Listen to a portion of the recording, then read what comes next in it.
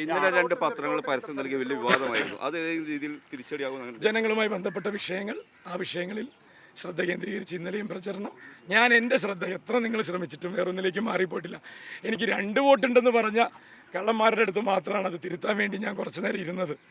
അപ്പോൾ അതുകൊണ്ട് തന്നെ ആ ഒരു വിഷയത്തിലല്ലാതെ ഞാൻ ജനങ്ങളുമായി ബന്ധപ്പെട്ട് നിൽക്കുന്ന കാര്യങ്ങളിലും അവരുടെ അടുത്ത് എത്തുന്നതിലും മാത്രം ശ്രദ്ധിച്ചിരുന്ന ഒരാളാണ്. ആ ശ്രദ്ധ തന്നെയാണ് അവസാന ദിവസം അതും തെറ്റിക്കാൻ പറ്റില്ല.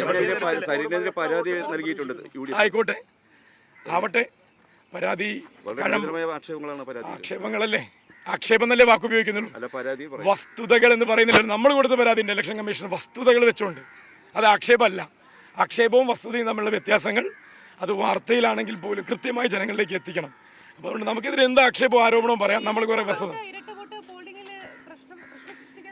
അല്ല, അങ്ങനെ ഇരട്ട വോട്ടുള്ളവരാരും ഇത്തവണ പോളിംഗ് ബൂത്തിൽ എത്തില്ല എന്നുള്ളൊരു ആശ്വാസം കൂടിയുണ്ട്. കാരണം തെരഞ്ഞെടുപ്പ് കമ്മീഷൻ വളരെ വളരെ കാർക്കശ്യത്തോടുകൂടി അത് പറഞ്ഞിട്ടുണ്ടല്ലോ. അങ്ങനെ തെരഞ്ഞെടുപ്പ് ഒരു നിയമാവലി പോലെ തന്നെ അവരുണ്ടാക്കിയിട്ടുണ്ട്. അതുകൊണ്ട് അങ്ങനെ കള്ളത്തരത്തിൽ വോട്ട് തിരികെ കയറ്റിയ ഒരാൾ പോലും ധൈര്യപൂർവ്വം വന്നിപ്പോൾ വോട്ട് ചെയ്ത് എന്തായാലും പോകില്ല. കാരണം CPM-ന്റെ പരാതി 10 ദിവസം മുന്നേ ഉന്നയിച്ചതുകൊണ്ട് അത് വളരെ ലൈവായിട്ട് നിൽക്കുന്നുണ്ട്. അദ്ദേഹത്തിൻ്റെ വോട്ടിലും അദ്ദേഹം മാന്യത പുലർത്തുമെന്നാണ് ഞാൻ പ്രതീക്ഷിക്കുന്നത്. ഞാനത് ഇന്നലെ പറഞ്ഞതല്ലേ, 70,000-ൽ കുറയാത്ത മനുഷ്യർ വന്ന് വോട്ട് ചെയ്യും ഇടതുപക്ഷത്തിന് അനുകൂലമായി. ഈ കണക്ക് സത്യമാണ് എന്നുള്ളത് ഒരുപക്ഷെ നിങ്ങൾക്ക് ഇന്ന് വൈകുന്നേരം 6 മണിയോടുകൂടിയെങ്കിലും മനസ്സിലായി തുടങ്ങേണ്ടതാണ്. അതുവരെയും വേണമെങ്കിൽ നിങ്ങൾക്ക് ഇതെങ്ങനെയാണ് ഈ കണക്ക് എന്ന് വേണമെങ്കിൽ മനസ്സിലിട്ട് ആലോചിക്കാം.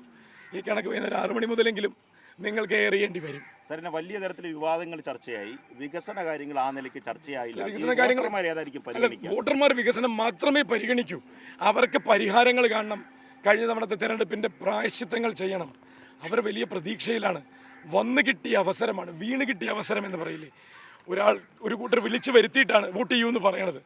ആ വിളിച്ചു വരുത്തിയ കൂട്ടരുടെ എന്തിനു വേണ്ടിയാണ് ഈ തെരഞ്ഞെടുപ്പ് വിളിച്ചു വരുത്തിയത് എന്നുള്ള ബോധ്യം ജനങ്ങൾക്ക് ഇന്നുണ്ട്. അതിനനുസരിച്ച് അവർ പ്രതികരിക്കും. സർക്കാരിന്റെ വിലയിരുത്തലാകുമെന്ന് പറയാൻ സ്ഥാനാർത്ഥിക്കും ധൈര്യമുണ്ടോ? അതെന്താ അങ്ങനെ ഒരു വെല്ലുവിളി? അല്ല, മന്ത്രിമാരും മുഖ്യമന്ത്രി ഏറ്റെടുത്തിട്ടില്ല. അങ്ങനെ ഒരു വെല്ലുവിളി എന്താ? അല്ല, പ്രതിപക്ഷ നേതാവും ജനങ്ങളെയാണ് വെല്ലുവിളിക്കുന്നത്. ജനങ്ങൾക്കറിയാം ആരെയാണ് വിലയിരുത്തേണ്ടത് ഈ തെരഞ്ഞെടുപ്പിലൂടെ എന്ന്. ജനങ്ങളെ വെല്ലുവിളിക്കുന്ന എല്ലാ ശീലങ്ങളെയും ഈ തെരഞ്ഞെടുപ്പ് പൊളിച്ചെഴുതും. 3 ദിവസം മുമ്പ് ജനങ്ങളുടെ മുമ്പിലേക്ക് ഒരു പുതിയ വെല്ലുവിളി വെച്ചല്ലോ. ഇതാ കണ്ടില്ലേ, ഞങ്ങൾ ഇങ്ങനെയാണ് വോട്ട് മറിക്കുകയെന്ന്. ഞാൻ ഈ പ്രയോഗങ്ങളെയൊക്കെ തിരുത്തിയ ഒരാൾ. ഒരു ആൾ വന്ന് ഒരു വോട്ടാണ് ചെയ്യുന്നത്, അയാൾ മറിക്കൊന്നുമല്ല ചെയ്യണത്. ആ മനുഷ്യൻ്റെ വോട്ട് രേഖപ്പെടുത്തുകയാണ്, അറിഞ്ഞ് നൽകുകയാണ്. അത് കൂട്ടത്തോടെ കുറേ പേര് ചെയ്യുമ്പോൾ മറിച്ചു, മറിഞ്ഞു, അല്ലെങ്കിൽ മാറ്റിക്കുത്തി, ഈ പ്രയോഗങ്ങളൊക്കെ ജനാധിപത്യ വിരുദ്ധമാണ്. ഞാൻ അതുകൊണ്ട് തന്നെ വളരെ കൃത്യമായി പറയുന്നു, ജനങ്ങളെ വില കുറച്ച് കാണുന്ന ചോദ്യങ്ങളും കഴിവതും ഇന്ന് ഒഴിവാക്കുക.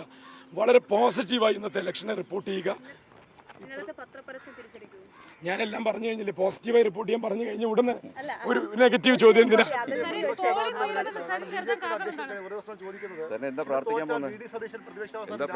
പാലക്കാടിന് നല്ലത് തോന്നും, പാലക്കാടിന് നല്ലത് വരുത്തണം.